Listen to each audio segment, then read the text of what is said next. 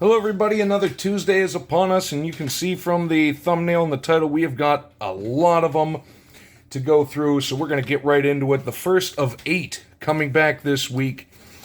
And this one, you're just going to have to sit there and bear with me as I fanboy a little over this one. But very short return, 8 days, 1 of 1 for free, care of Iowa City, Iowa.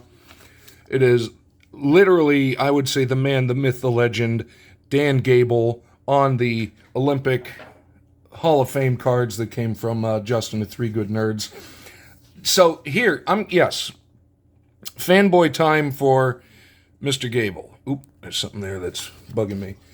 Arguably one of the greatest freestyle wrestlers in history. 64-0 in high school, won the Iowa State Championship 3 times. College, he had a record of 117-1.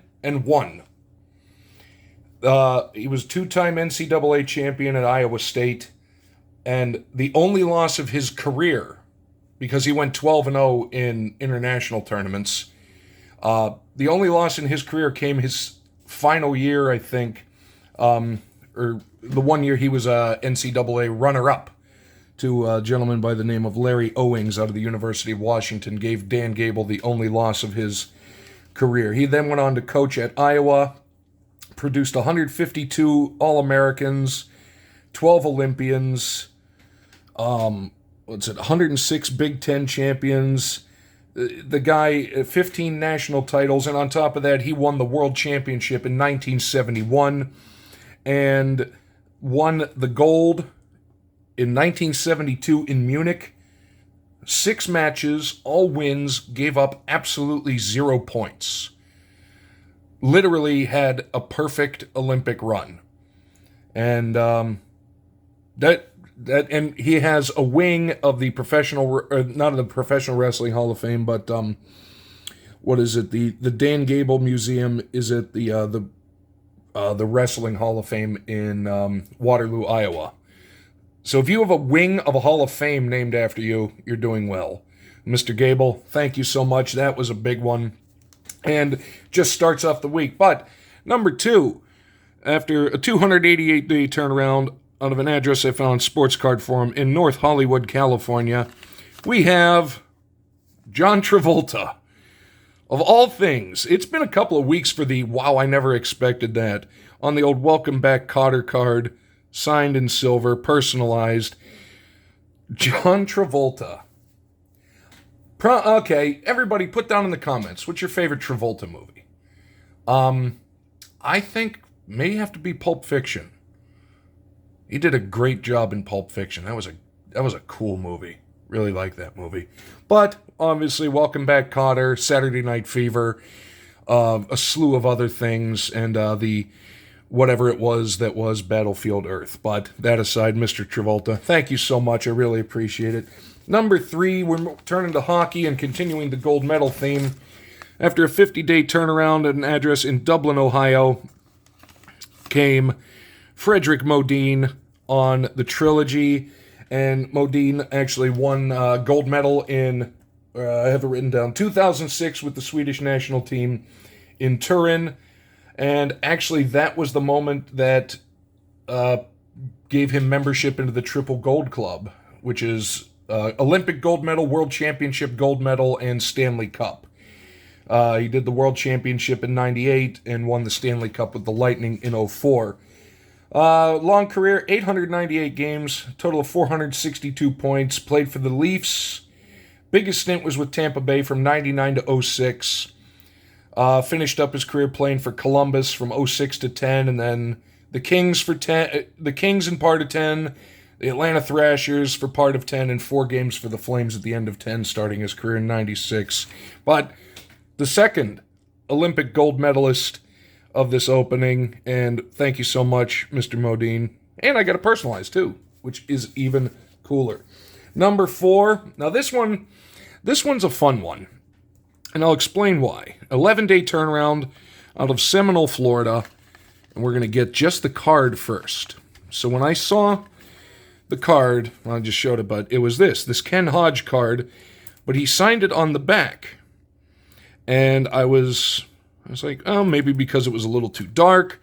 And then he also, on my letter, wrote me a note, which I didn't realize at the time because this is the original 6 series, and I had never seen it before. Here or there, Ed Westfall is on the front of this card, number 18, print error.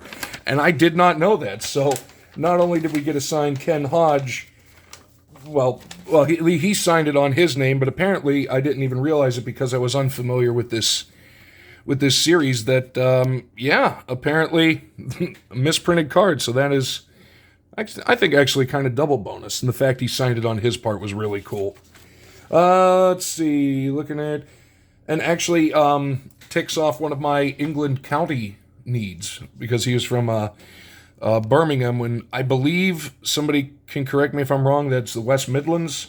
But anyway, right winger, started off his career in Chicago from 65 to 67. The biggest part of his career was with Boston, 67 to 76. The Rangers, 76 to 78.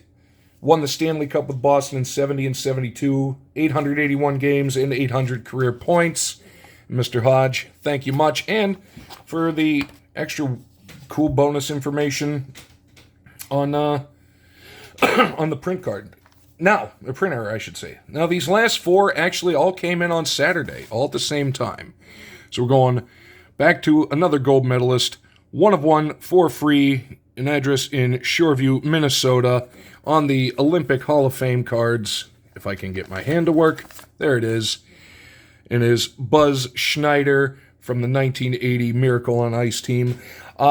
Did not actually make it to the NHL level. Highest he got was the IHL, but he was drafted by the Penguins in 1974 and by the Minnesota Fighting Saints of the WHA. Won the 1974 NCAA championship at the University of Minnesota, and I believe that was Herb Brooks was the coach there.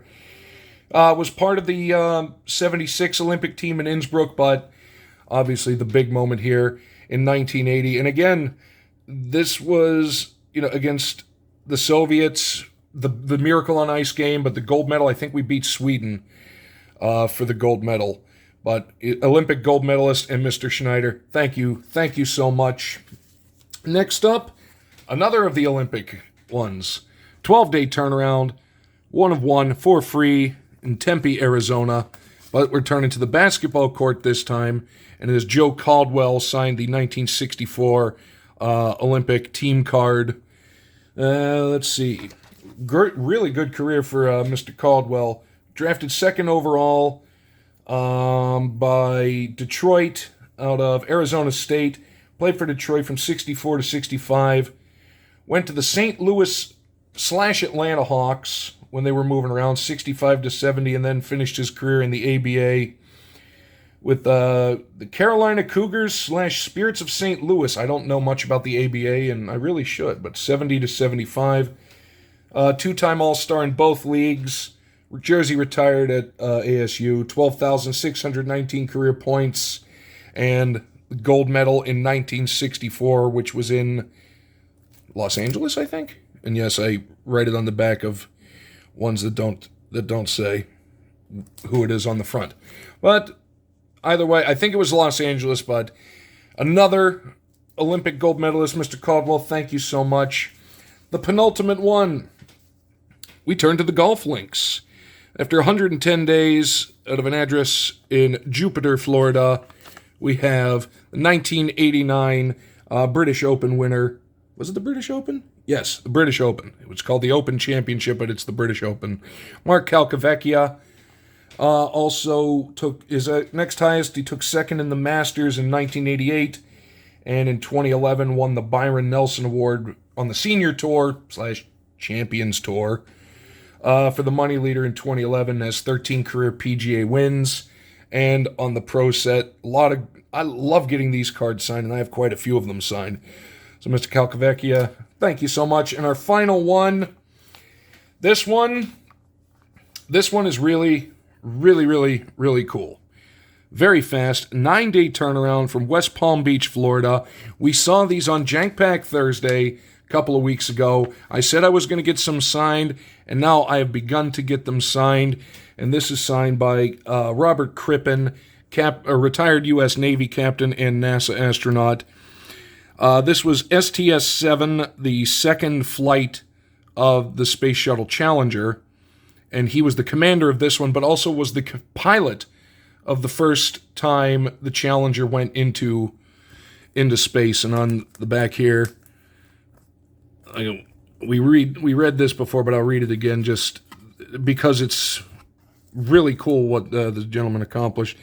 The second flight of Challenger launched mission specialist Dr. Sally Ride. Yep, there was the Sally Ride mission into the history books as America's first woman in space. The mission of STS under the command of Bob Crippen, the gentleman who signed it, and piloted by Rick Hawk, also carried mission specialist John Fabian and Dr. Norman Thagard, and was the first time the shuttle carried a crew of 5, because the first time it was just Captain Crippen, who was the pilot, and the commander, I cannot remember his name, something Young, I believe.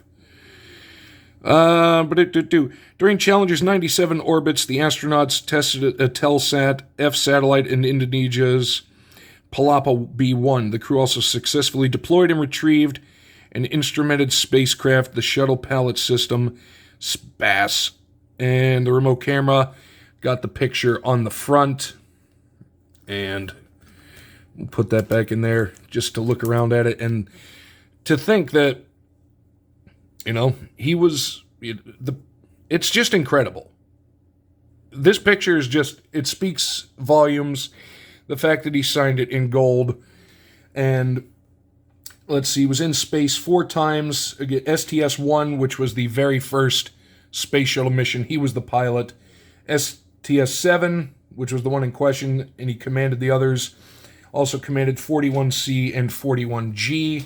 And actually was the test pilot for the Apollo-Soyuz project. We saw another card of that interesting-looking floating capsule that was there. And he was the Capcom, which I found out is Capsule Commander, and spent 23 days, 13 hours, and 46 minutes in outer space.